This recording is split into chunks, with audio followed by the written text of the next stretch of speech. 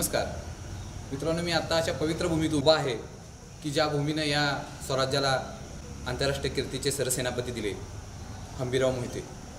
खऱ्या अर्थाने या भूमीचं वैशिष्ट्य आणखीन असं आहे की छत्रपती शहाजीराजांची सासरवाडी तळवीड, छत्रपती शिवाजीराजांची सासरवाडी तळवीड, छत्रपती राजारामांची सासरवाडी तळवीड आणि त्यानंतर आणखीन 2 रत्न या गावाने दिली, एक महाराणी ताराराणी आणि दुसरे सरसेनापती हंबीरराव मोहिते।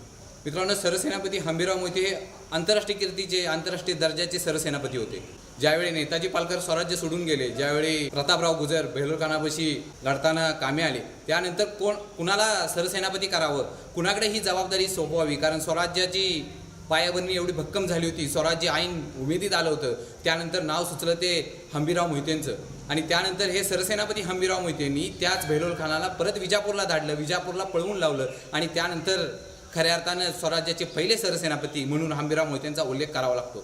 छत्रपती शिवाजीराजांच्या बरोबर सरसेनापती हंबीरराव मोहितेंनी बरीच मोहीम फत्ते केल्या, बरेच दक्षिण विजय, दिग्विजय असू द्या किंवा अनेक मोहिमा फत्ते झाल्या, परंतु त्यापेक्षाही एक वेगळं काम सरसेनापती हंबीरराव मोहितेंनी केलं। ते काम असं होतं की छत्रपती शिवाजीराजांच्या निधनानंतर काही प्रधान मंडळी अन्नोजी दत्तो असतील आणि त्यांच्या सहकार्यांनी काही बंड केलं आणि त्या बंडामध्ये 10 वर्षाच्या असलेल्या राजारामांना या स्वराज्याचा वारस करावं म्हणून एक बंडाचं निशाण उभं केलं आणि एक कुटील डाव रचण्यात आला आणि तो डाव हाणून पाडण्याचं काम या सरसेनापती हंबीरराव मोहितेंनी केलं आणि याच तळवीडमध्ये अन्नोजी दत्तो आणि त्यांचे सहकारी आले आणि आपला खुद्द भाचा राजाराम याला आपण गादीवर बसवूया म्हणून हंबीरराव मोहितेंच्याकडे विनंती केली। परंतु हंबीरराव मोहितेंना माहीत होतं, हे जर स्वराज्य वाचवायचं असेल, जर हा छत्रपती शिवाजी राजांनी घालून दिलेला हा पाठ आपल्याला पुढे न्यायचा असेल, तर हे स्वराज्य फक्त छत्रपती संभाजीराजांच्या हातात सुरक्षित राहू शकतं। त्यामुळे छत्रपती संभाजीराजांच्या बरोबर राहणं योग्य राहील आणि त्यावेळी हे बंड करणाऱ्या व्यक्तींना बेड्या ठोकून खुद्द सरसेनापती हंबीरराव मोहितेंनी पन्हाळगडावर असलेल्या संभाजीराजांच्या पायाची नेलं।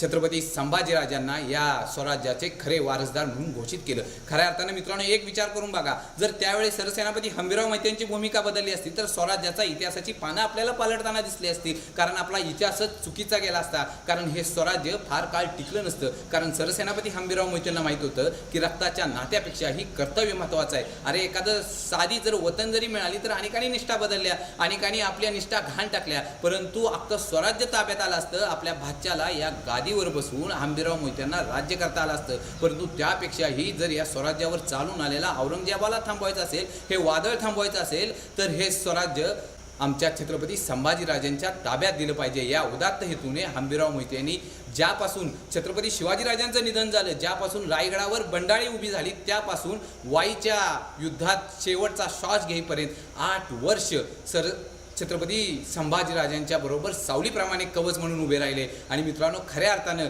आमच्या सरसेनापती हंबीरराव मोहित्यांचं वेगळं वैशिष्ट्य पण दिसतं, तर ते आंतरराष्ट्रीय कीर्तीचे, जागतिक कीर्तीचे सरसेनापती म्हणून वाईच्या लढाईमध्ये आमचे सरसेनापती हंबीरराव मोहिते कामी आले आणि त्यानंतर काहीच दिवसात संगमेश्वरला एका बेसावध क्षणी माझे छत्रपती संभाजीराजे मुघलांच्या ताब्यात सापडले। जर मित्रांनो थोडासा विचार करून बघा, जर त्यावेळी आमचे हंबीरराव मोहिते जर जिवंत असते तर त्यावेळी इतिहास बदलला असता आणि त्यावेळी हा औरंगजेब आमच्या संभाजीराजांना कैद करू शकला नसता, तर हाच औरंगजेब याच महाराष्ट्राच्या भूमीत कायमचा नेस्तनाबूत झाला असता। परंतु मित्रांनो, हे नीतीला मान्य नव्हतं आणि खऱ्या अर्थानं त्यानंतर 8 वर्ष जर मी म्हणेन की ज्या औरंगजेबाचं नाव ऐकल्यावर, ज्या दिल्लीच्या पाचशाचं नाव ऐकल्यावर अनेकांनी आपल्या तलवारी म्यान केला, परंतु हे वादळ शमवण्याची ताकद आणि हे वादळ खऱ्या अर्थाने थांबवण्याची ताकद आणि 8 वर्ष झुंजवून याच मातीत औरंगजेबाला गाडण्याचं काम जर कुणी केलं असेल तर 2च व्यक्तींचं नाव पुढे येतं, ते म्हणजे माझे छत्रपती संभाजीराजे आणि दुसरे म्हणजे